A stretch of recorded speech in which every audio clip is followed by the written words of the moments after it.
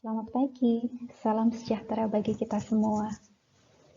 Perkenalkan, saya Ibu Natalia Dwi Prasetyowati.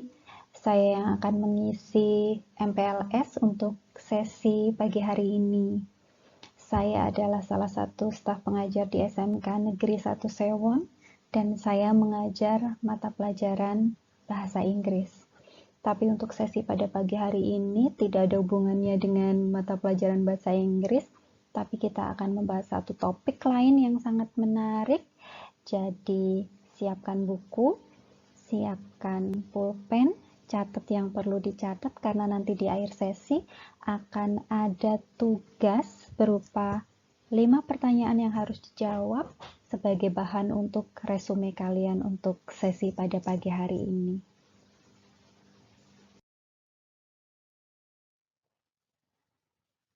Untuk sesi pada pagi hari ini ada satu topik yang sangat menarik yang akan kita bahas, yaitu tentang profil pelajar Pancasila. Apa itu profil pelajar Pancasila? Kenapa dimasukkan ke dalam salah satu sesi di MPLS? Mari kita bahas lebih lanjut. Let's check it out.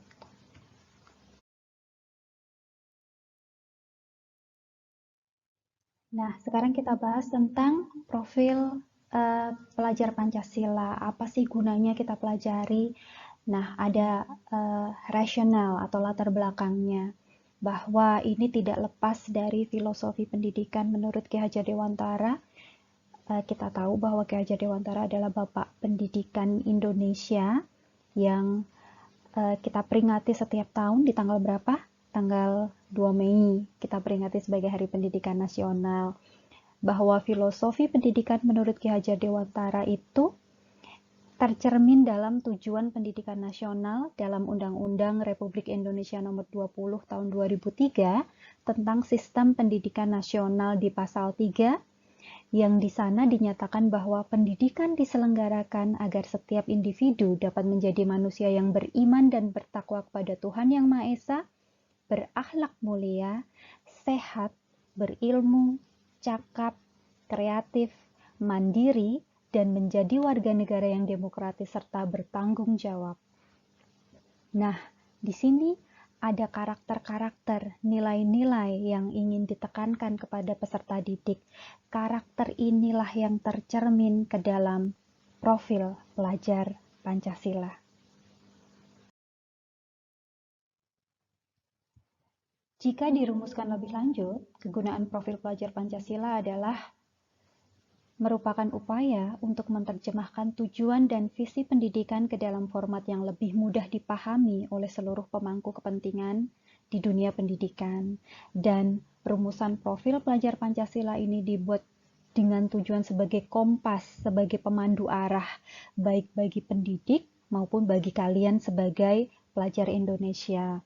Nah, konsekuensinya apa? Bahwa segala pembelajaran, semua program, semua kegiatan di satuan pendidikan, termasuk di SMK Negeri 1 Sewon, tujuan akhirnya adalah lulusan atau peserta didik yang memiliki karakter profil pelajar Pancasila. Lalu muncul satu pertanyaan mendasar yang berkaitan dengan hal ini. Bagaimana profil pelajar Pancasila diterapkan dalam pembelajaran dengan paradigma baru di program sekolah penggerak dan SMK Pusat Keunggulan? SMK Negeri 1 Sewon adalah salah satu SMK, salah satu sekolah pusat keunggulan di Indonesia. Jadi di seluruh Indonesia ada sekitar 600 sekolah mulai dari tingkat PAUD, SD, SMP, SMA, dan SMK, dan SMK Negeri 1 Sewon salah satu di antaranya yang merupakan sekolah pusat keunggulan di Indonesia. Bagaimana penerapan profil pelajar Pancasila di sekolah? Profil pelajar Pancasila adalah karakter atau kemampuan yang dibangun dalam keseharian dan dihidupkan dalam diri setiap individu pelajar melalui budaya sekolah, pembelajaran intrakurikuler, kokurikuler, maupun ekstrakurikuler. Kita coba bahas satu persatu. Mulai dari budaya sekolah, bahwa nantinya iklim sekolah, kebijakan, pola interaksi, komunikasi, serta norma-norma yang berlaku di SASE, di Satu Sewon, semuanya akan mengarahkan kalian menuju penumbuhan dan pengembangan karakter profil pelajar Pancasila. Lalu bagaimana dengan kegiatan intrakurikulernya? Sama, bahwa muatan pendidikan atau kegiatan atau pengalaman belajar yang akan nanti kalian dapatkan juga akan menumbuhkan dan mengarahkan kalian supaya memperkuat, memiliki profil pelajar Pancasila. Demikian juga halnya dengan proyek. Apa maksudnya proyek? Bahwa nantinya akan ada banyak mata pelajaran, hampir semua mata pelajaran menggunakan model pembelajaran berbasis project atau project-based learning. Artinya akan ada produk, akan ada performance, akan ada sesuatu yang bisa kalian tampilkan yang merupakan pengaplikasian dari apa yang sudah kalian pelajari, di mana kalian harus berkolaborasi, harus memiliki sikap mandiri, harus memiliki sikap kreatif, dan lain sebagainya yang mencerminkan profil pelajar Pancasila. Lalu yang terakhir adalah ada kegiatan pendukung berupa ekstrakurikuler, ada puluhan kegiatan ekstrakurikuler yang berhubungan dengan seni, dengan budaya, dengan olahraga, dengan keterampilan yang lain, atau mungkin dengan sains, dengan alam, dan lain sebagainya yang bisa kalian pilih untuk mengembangkan minat dan bakat sekaligus untuk mengasah, menumbuhkan, mengembangkan profil pelajar Pancasila dalam diri kalian. Di sini kita mulai masuk ke inti dari sesi kita. Apa sih definisi dari profil pelajar Pancasila? Dari tadi kita membicarakan tentang apa itu profil pelajar Pancasila. Sebenarnya definisinya apa? Bahwa profil pelajar Pancasila adalah profil lulusan yang bertujuan menunjukkan karakter dan kompetensi yang diharapkan untuk diraih dan menguatkan nilai-nilai luhur Pancasila peserta didik dan para pemangku kepentingan. Jadi harapan kami adalah kalian akan lulus dengan membawa karakter profil pelajar Pancasila dalam diri kalian. Ada 6 elemen, 6 dimensi, atau sebut saja 6 karakter dalam profil pelajar Pancasila. Apa saja? Coba kita lihat satu persatu. Kita masuk ke dalam karakter yang pertama atau dimensi yang pertama. Yang pertama adalah beriman, bertakwa kepada Tuhan Yang Maha Esa, dan berakhlak mulia. Maksudnya apa? Pelajar Indonesia yang menghayati keberadaan Tuhan dan selalu berupaya mentaati perintah serta menjauhi larangan sesuai dengan ajaran agama dan kepercayaan yang dianutnya. Jadi, yang pertama tentu saja beriman pada Tuhan. Tetapi tidak cuma itu, ternyata ada juga unsur yang lain, yaitu berakhlak mulia. Maksudnya adalah selain kalian beriman dan bertakwa kepada Tuhan, kalian juga memiliki akhlak mulia, baik dalam beragama, kepada diri sendiri, pada sesama manusia, pada alam, dan pada negara Indonesia. Artinya, kalian tidak hanya membina hubungan yang baik dengan Tuhan, tapi juga dengan sesama, saling menghargai, toleransi, pada alam, bagaimana kalian menghargai ciptaan Tuhan, menjaga alam, kemudian diwujudkan juga dengan cara menjadi warga negara Indonesia yang baik. Contohnya saja, kegiatan yang mendukung sikap ini adalah biasanya ada pembacaan doa Asmaul Husna setiap pagi bagi yang beragama Islam. Bagi yang non-Muslim, kami ada ibadat, kemudian ada juga ziarah, kemudian kalau untuk Islam, untuk Muslim itu ada pengajian rutin, ada bakti sosial dan lain sebagainya, dan banyak lagi kegiatan-kegiatan yang lain yang akan menumbuhkan sikap ini, karakter ini di dalam peserta didik. Karakter yang kedua adalah berkebinekaan global. Ada dua kata di sini. Ada kata bineka dan ada kata global. Maksudnya apa? Maksudnya kalian berkebinekaan, kalian memiliki kultur Indonesia, saling menghargai keberagaman, saling mempelajari antar budaya, punya wawasan yang luas tentang kebinekaan Indonesia, tetapi di saat yang sama kalian juga memiliki kompetensi dan siap bersaing secara global. Jadi, kalian diharapkan untuk menjadi lulusan dengan jiwa Indonesia, membawa keluhuran budi Pancasila di dalam diri kalian, tapi kalian juga memiliki kompetensi untuk bersaing secara global di dunia, mendunia dengan karakter Indonesia.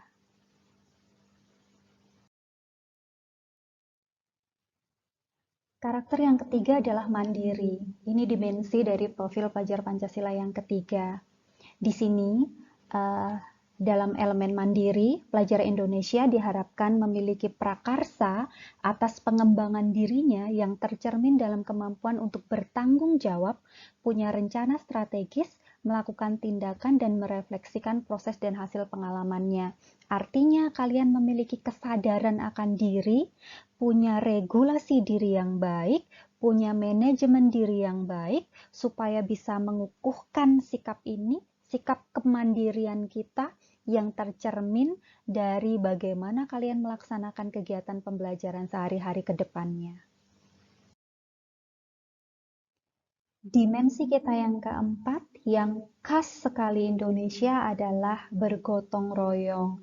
Tentu saja ini erat kaitannya dengan kolaborasi, kepedulian tinggi, dan berbagi dengan sesama. Nah, di sini terutama dalam pengerjaan project nantinya, project based learning, juga dalam kegiatan baik itu ekstrakurikuler maupun dalam pelajaran, kegiatan pembelajaran sehari-hari akan ada banyak tugas kolaborasi di mana kalian harus bekerja sama dengan teman yang lain untuk menyelesaikan tugas atau untuk menyelesaikan masalah yang diberikan. Jadi di sini pentingnya kalian belajar untuk bergotong royong, memupuk jiwa gotong royong dengan cara berkolaborasi, bekerja sama, menunjukkan kepedulian, saling berbagi. Kita masuk ke dimensi yang kelima, yaitu bernalar kritis atau critical thinking. Ini penting sekali dimiliki oleh pelajar Indonesia. Artinya adalah pelajar Indonesia yang bernalar kritis harus bisa berpikir secara objektif, berpikir secara sistematik, dan juga scientific dengan mempertimbangkan berbagai aspek berdasarkan data dan fakta, sehingga dapat membuat keputusan yang tepat dan berkontribusi memecahkan masalah dalam kehidupan, serta terbuka dengan penemuan-penemuan baru. Jadi, misalkan kalian mendapatkan informasi dari grup WA atau dari media sosial yang lain, jangan kemudian serta-merta percaya dan kemudian men-share itu.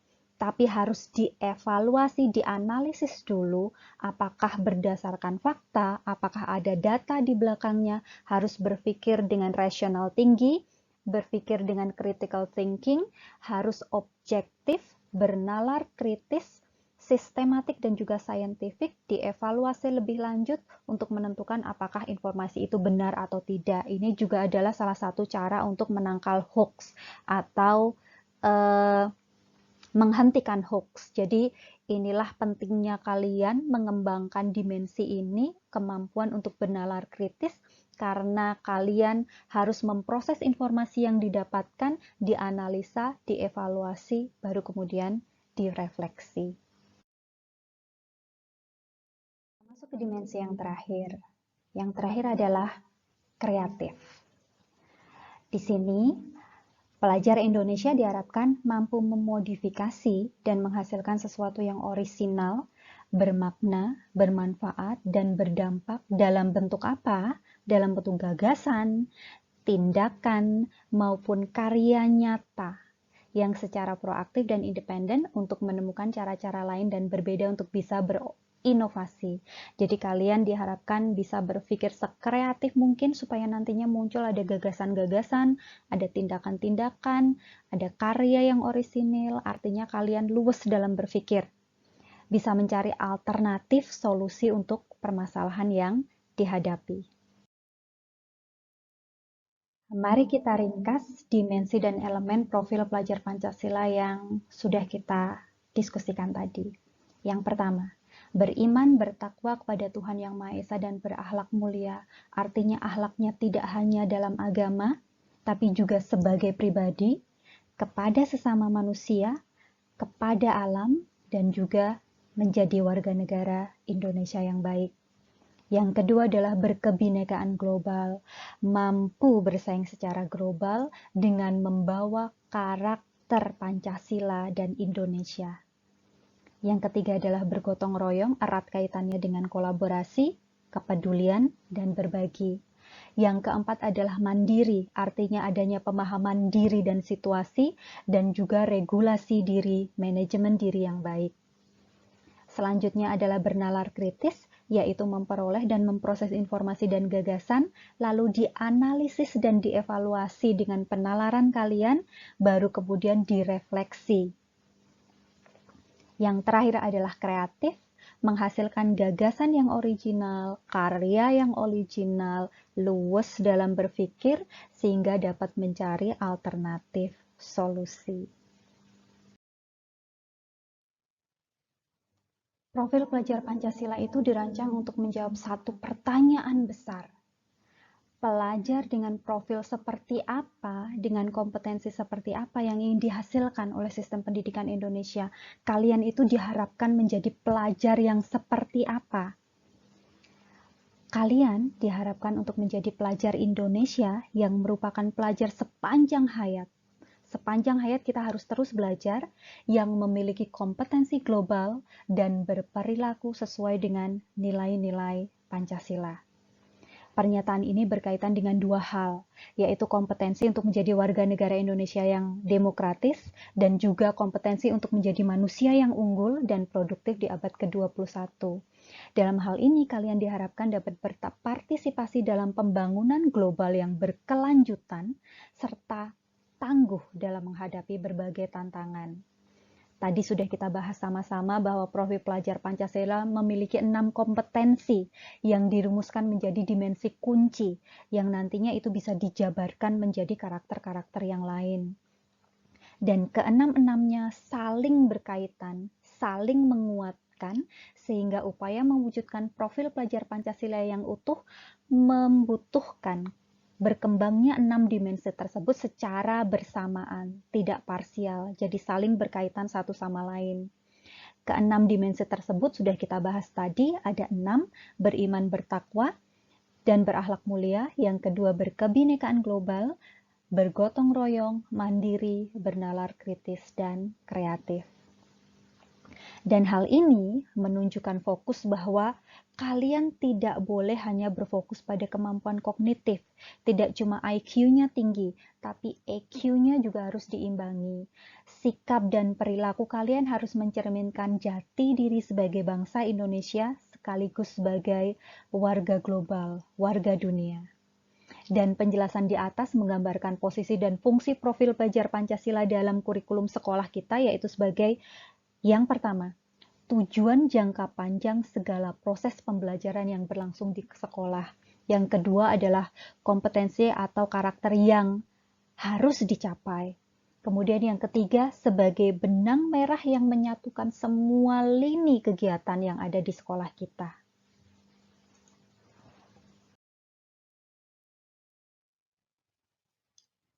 Sekarang kita masuk ke tugas resume kalian. Seperti yang tadi sudah saya sebutkan di awal, bahwa nantinya ada 5 pertanyaan yang harus dijawab sebagai tugas untuk resume atau ringkasan pada sesi kali ini. Yang pertama adalah, apa kegunaan profil pelajar Pancasila? Tadi sudah kita bahas sama-sama. Yang kedua, ada berapa dimensinya? Ada berapa karakternya? Sebutkan apa saja. Yang ketiga, dari dimensi tadi yang sudah kalian sebutkan, apa yang sudah kamu miliki? Misalkan, Bu, saya beriman dan bertakwa. Buktinya adalah, contohnya adalah saya menjalankan sholat 5 waktu. Nah, sebutkan juga untuk dimensi-dimensi yang lain. Contohnya berapa, Bu? Sebanyak mungkin yang sudah kalian miliki. Jadi untuk nomor 3, ini merupakan refleksi dari kalian masing-masing. Lalu nomor 4, bagaimana profil pelajar Pancasila diterapkan dalam pembelajaran di SMK Pusat Keunggulan.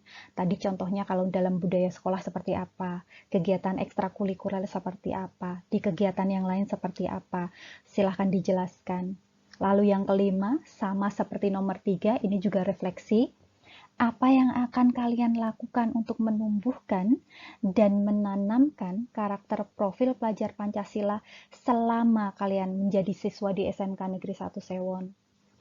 Nggak usah jauh-jauh, selama MPLS misalkan, mengumpulkan tugas atau resume tepat waktu, dan apalagi yang lainnya yang bisa kalian lakukan untuk menumbuhkan dan menanamkan karakter-karakter ini selama nantinya kalian menjadi siswa di SMK Negeri 1 Sewon.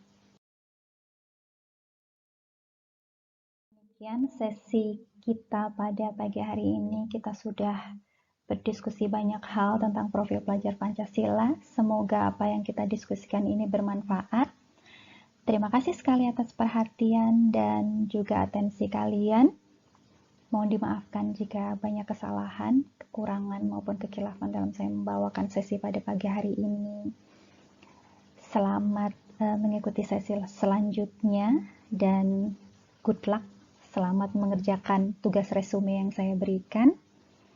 Terima kasih saya ucapkan sekali lagi dan sampai jumpa lagi pada kesempatan berikutnya. Terima kasih.